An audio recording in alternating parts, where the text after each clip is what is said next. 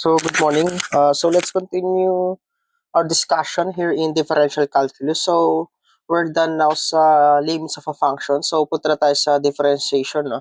So, I'll give you some time to screenshot the following formulas, no? Kung wala pa kayong ano nung ano. So, kung mo naman siya makikita sa mga books. Yan. So, differentiation formulas. So, meron tayong algebraic function, logarithmic and exponential functions.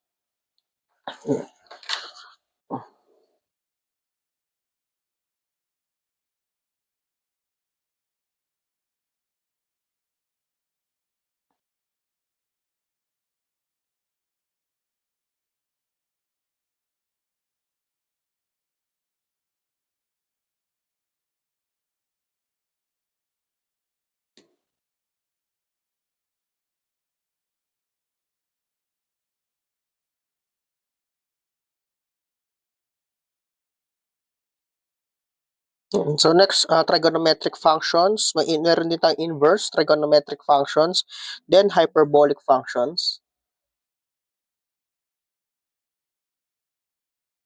So napadali na yung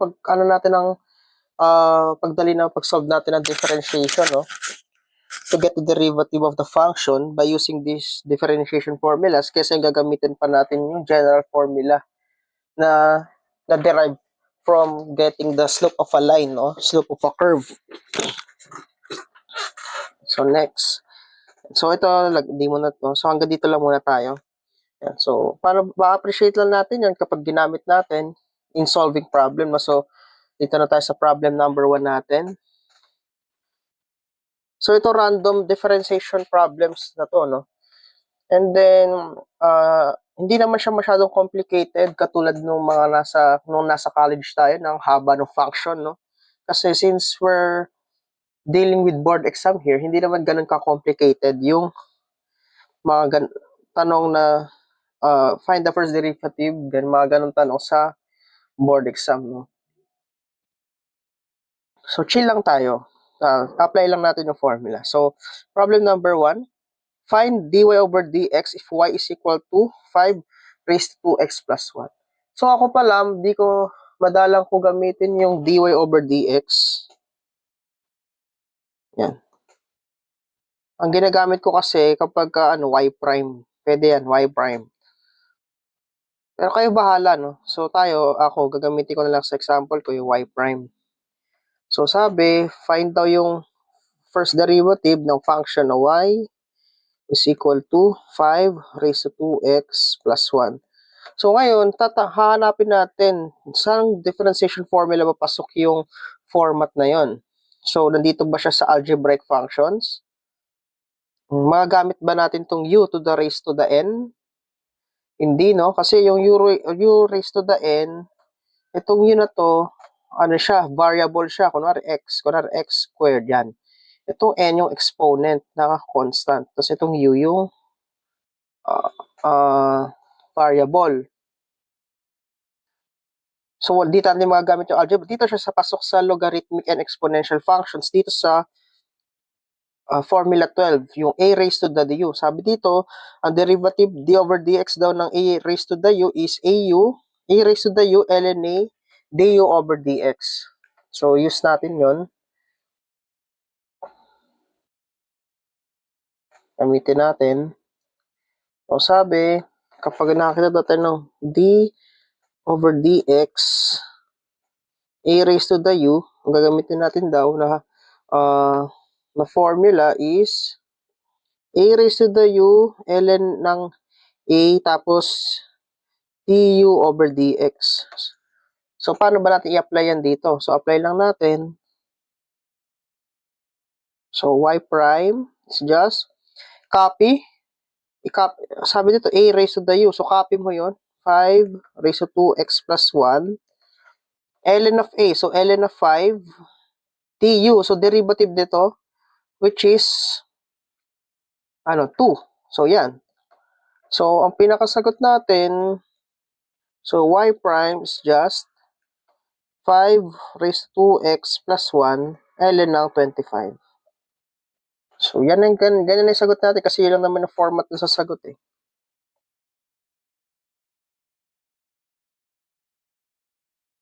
So, yan yung sagot natin. Ganun lang kadali.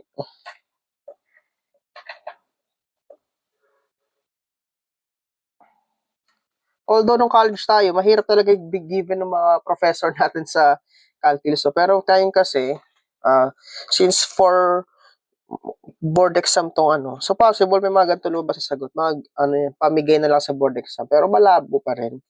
Actually ngayon, ang trend sa board exam sa calculus is worded problem. No? So application nitong differentiation, time rates, yan. Application ng maximum minima. So, pero mahalaga, alam pa rin natin to. And para na rin sa mga college natin, students natin dyan na magtitake ng calculus 1 or differential calculus para lang may idea sila how to use the differentiation formulas. Okay, so ganyan lang siya i-solve, guys. Okay, so problem number 2.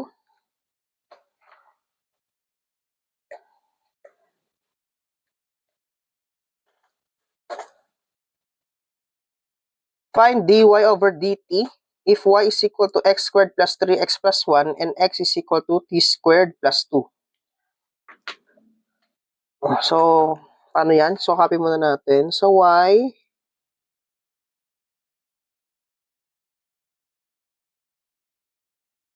is equal to x squared plus 3x plus 1. Tapos yung x naman, t squared plus 2. So, kunin lang natin yung first derivative niyan. So, y prime 2x plus 3. Dito, lagay na lang natin dx over dt. Hindi ko kasi sure kung may x prime, no, pag ganyan. Pero ito ay 2t. Ang tinatanong sa atin, dy over dt. Sige, ito dy. So, dy over dt. So, dy over dx. Tapos, dx over dt. I-multiply natin para makancel si dx. Matitira sa atin yung dy dt. So 2x plus 3 times 2t. Yan. Okay? So, next. Anong next natin? Dito sa pansin nyo sa choices, walang value ng x dito, no? So, paano yan? Pero alam natin yung x daw, t squared plus 2.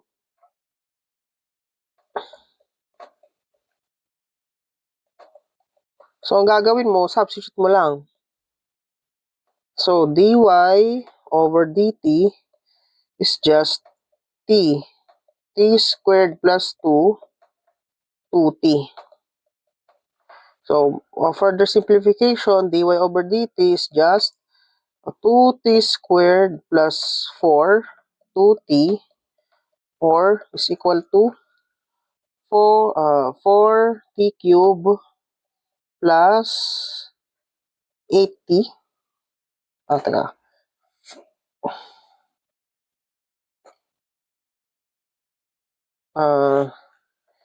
T squared plus 2. Ayan, 2t. Okay? So, pinalit, 2t plus. May 6 pa pala doon. Okay, mali. Hindi ko napansin.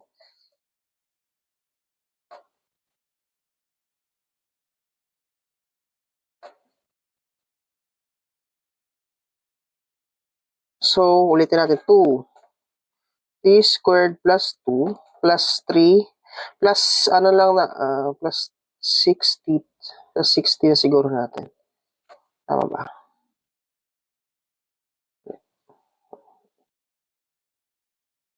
Ihulan lang natin. Ganito na lang natin. Plus 3 2t. So further simplification, 2t squared plus 4 plus 3 2t.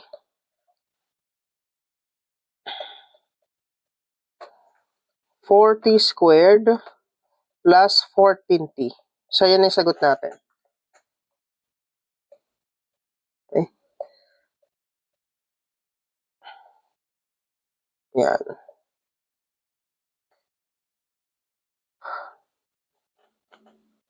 So, So, pag yung mga ganitong problem, ang tawag dito parametric equations, no? So, ito yung sagot natin. 4t cube plus 14t. Tama, t cube pala to. T cube. Yan. Okay? So, next problem.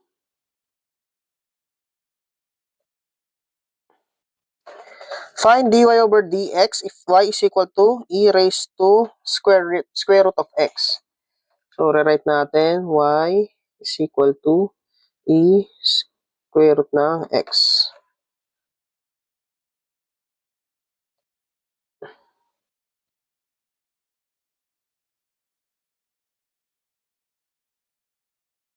So, paano ba yan? So, balik tayo sa malamang sa exponential logarithmic function to. Ang tanatanong, e raised to square root of x. So, ito gagamitin natin. E raised to the u du over dx.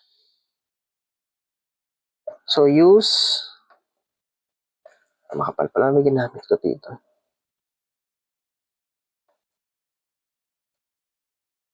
Lang guys, apalitan ko lang yung ano makapal. So, e to the u,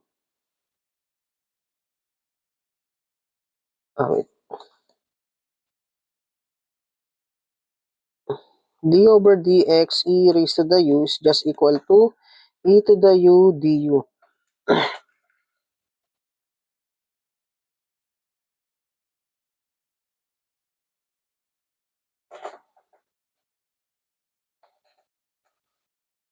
So y prime, just rewrite mo, e to the square root of x, then du, derivative nitong square root of x. So, ano ba derivative ng square root of x? Dito na tayo sa algebraic. Dito na tayo sa formula na to. Itong problem number.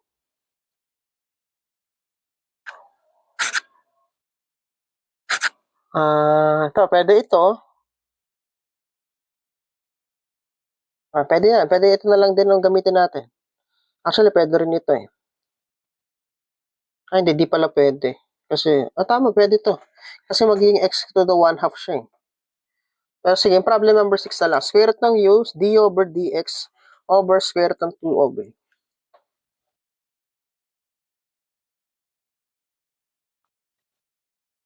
So, derivative nitong square root of x, pwede natin gamitin yun 1/2 x raised to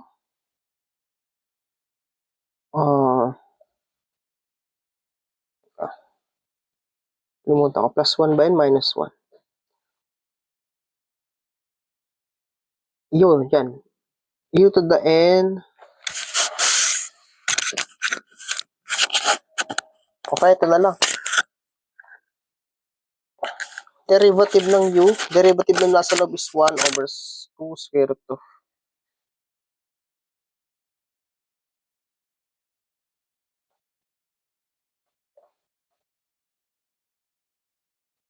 So, derivative ng yan. Kasi kapag daw may square root ng value ng ganyan, bali du, yan, du all over 2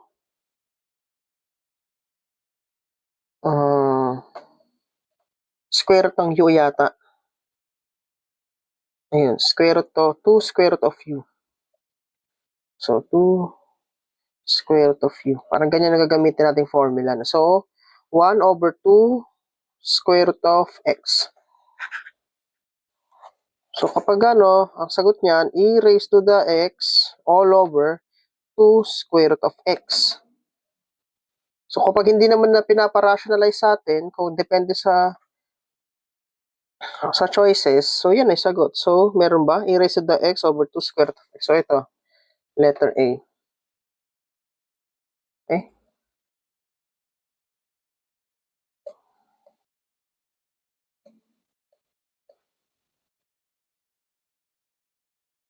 Kaya nasagot natin. Okay, so next problem.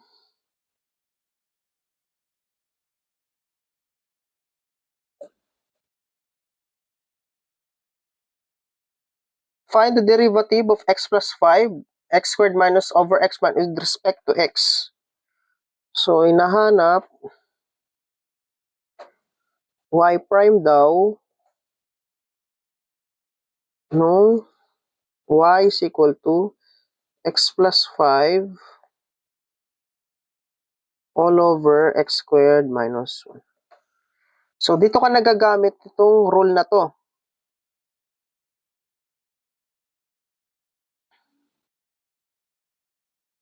Yan, dito na siya papasok. Sa u over v is equal to v derivative ng u minus u derivative ng v over v squared. So, parang ito yung magiging u, ito yung u mo, ito yung v. So, gamit ka ng v du minus u dv all over v squared. So, ito gagamitin natin. So, para natin ba i-apply yan? So, y prime is just v. Copy. Copy mo to. Derivative na nasa taas, which is 1. Ganyan natin siya. Para minus u. Copy. Derivative ng v, x, 2x. Ganyan na.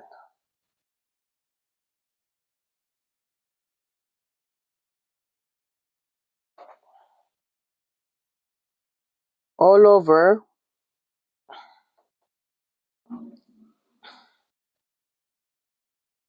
x squared minus 1 squared, v squared. So, yan na. So, ang gagawin lang natin, simplify lang natin. So, y prime is just x squared minus 1 minus, ito magiging 2x squared plus 10x all over x squared minus 1 squared. Parang kapal nung ano ko.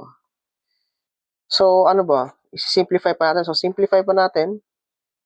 So, y prime is just equal to magiging negative x squared minus 1 minus plus 10x minus 1 all over x squared minus 1 squared. So, yun yung sagot natin, I think.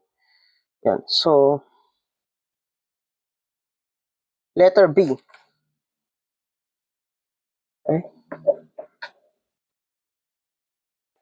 So, ito yung sagot natin. Letter B, x squared, negative x squared plus 10x minus 1 over x minus.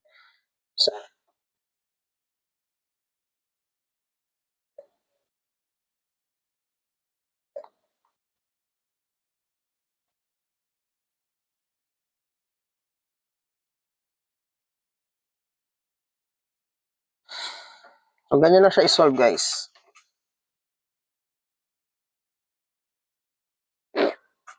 Okay. So, after nito, meron pa tayong couple of problems here in differentiation, no?